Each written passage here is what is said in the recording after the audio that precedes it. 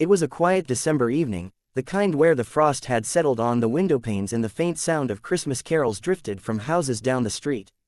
Inside a small but warm apartment, a little girl named Emma sat cross-legged on the living room floor, crayons scattered around her, a half-written letter to Santa in front of her. Her father, Daniel, stood in the kitchen, stirring a pot of soup while glancing every now and then at his daughter, who hummed softly to herself. For years, Daniel had managed everything alone. Raising Emma wasn't easy, juggling work, school runs, meals, bedtime stories, and the endless energy that only a child could possess. But he had done it. Somehow, he had stitched a life together with frayed threads, and though it wasn't perfect, it was theirs. He had been father and mother, protector and comforter. Yet deep down, he knew Emma longed for something he couldn't give, a mother's warmth. "Daddy," Emma suddenly said, looking up from her letter. Her voice was innocent, yet carried a kind of weight that only children, in their honesty, could deliver. "I'll ask Santa to bring me a mom this year. Will you marry her?" The spoon in Daniel's hand slipped, clattering against the pot. For a moment, the world seemed to freeze around him. He turned, his throat tight, his eyes meeting Emma's hopeful gaze.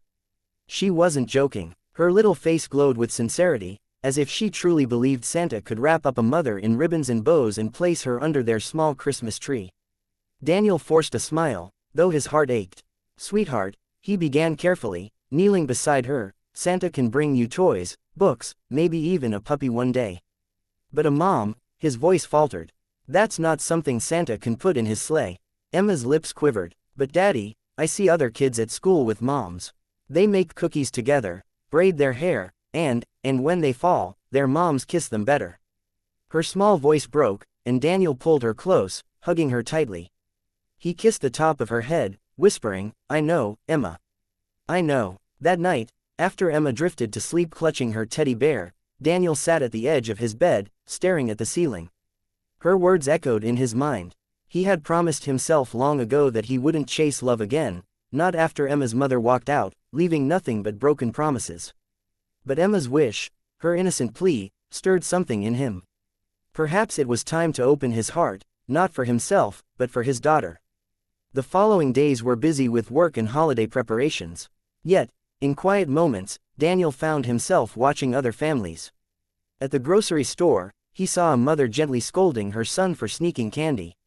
At the park, he saw a woman bandaging her daughter's scraped knee, smiling through the child's tears. Each time, Daniel felt the sharp pang of Emma's longing. One afternoon, while picking Emma up from school, he ran into Claire, the art teacher. She was kind, gentle, with eyes that sparkled when she spoke to children. Emma adored her. Claire had always gone out of her way to make sure Emma felt included, especially during Mother's Day crafts, where Emma would instead make cards for Dad. That day, Claire bent down to Emma's level, complimenting her glitter-filled painting before looking up at Daniel with a warm smile. "You've raised a very bright girl," she said. Daniel chuckled softly, scratching the back of his neck. "I try, but I'll admit, sometimes she raises me." Claire laughed, the sound light and genuine. Something about her presence was comforting, like a gentle melody. Emma tugged at her father's sleeve and whispered loudly enough for Claire to hear, "Daddy, she's nice. Can Santa bring her?" Daniel's face turned crimson. "Emma," he muttered, but Claire only laughed again, her cheeks slightly pink. Over the next weeks, small encounters with Claire became more frequent. She'd wave from across the playground, sometimes share a few words at pickup time, and once, when Emma forgot her scarf, Claire wrapped her own around the child until Daniel could return for it. Emma grew more attached, and Daniel, he found himself drawn to her kindness. Yet, he hesitated. The fear of opening his heart again lingered like a shadow.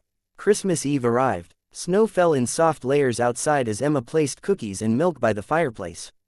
"Daddy," she whispered as she climbed into bed, "do you think Santa will remember my wish?" Daniel swallowed hard, tucking her in. "Santa always listens," he said softly, brushing her hair back. But as she drifted off, he sat beside her, guilt and hope warring within him. He wanted so badly to give her everything, yet some things were beyond his control. Late that night, there was a knock at the door. Surprised, Daniel opened it to find Claire, holding a basket of homemade cookies. "I know it's late," she said, smiling apologetically. "But Emma told me she wanted to leave some for Santa. I thought I'd add a few of mine." Daniel welcomed her in, their small living room glowing with the soft light of the Christmas tree. They sat together, talking quietly, laughter filling the space. For the first time in years, Daniel felt something he hadn't dared to hope for: peace, and maybe the beginnings of something more. Emma stirred from her bed, padding softly into the living room. Her eyes widened when she saw Claire sitting there. "Santa heard me," she whispered in awe. Daniel's heart clenched, but before he could say anything, Claire bent down and hugged Emma gently. "Maybe Santa just needed a little help," she whispered back.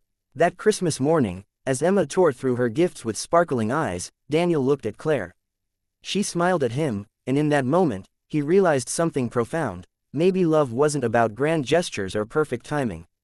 Maybe it was about simple moments, about showing up when it mattered most. Weeks turned into months. Claire became a part of their lives, slowly, gently, naturally. She'd join them for dinners, help Emma with school projects, and bring laughter back into the house. Emma's joy was boundless, and Daniel found himself smiling more, the walls around his heart slowly crumbling. One spring afternoon, Emma sat between them on the park bench, swinging her legs. She looked up at Daniel and asked again, "Daddy, will you marry her?" This time, Daniel didn't freeze. He looked at Claire, saw the warmth in her eyes, and felt the weight of the past finally lift. He reached for her hand, and with a quiet, steady voice, said, "Maybe one day, sweetheart." Claire squeezed his hand, Emma squealed with delight, and for the first time in a long time, Daniel allowed himself to believe in wishes, even the kind only a child could make. And though the journey wasn't perfect, one truth remained clear: love had found its way back into their lives, not through Santa's sleigh, but through the courage of a little girl's Christmas wish and the heart of a father willing to listen.